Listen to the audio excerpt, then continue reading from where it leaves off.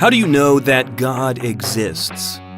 The teleological argument claims that nature is so complex it must have had a designer.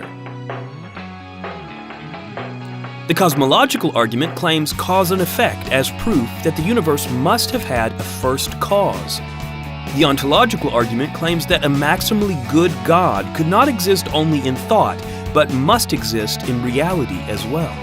Although these approaches have had some influence, the best evidence that God exists is not in philosophical arguments, but in an actual person. The person who proves God's existence is Jesus. The philosopher Saul of Tarsus once said that Jesus is the image of the invisible God.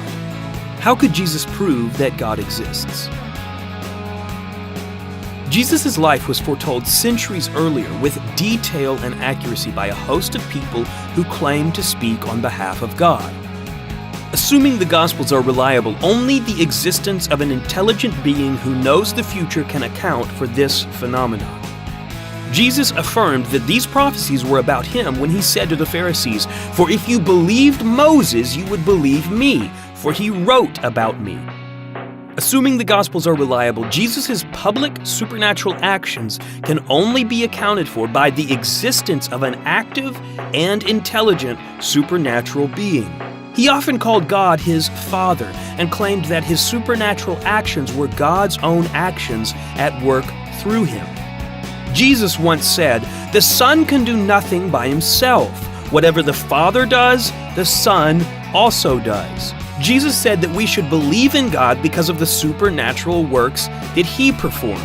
He said it this way, "Believe me when I say that I am in the Father and the Father is in me," or at least believe on the evidence of the works themselves. Jesus claimed to be the human form of the invisible God.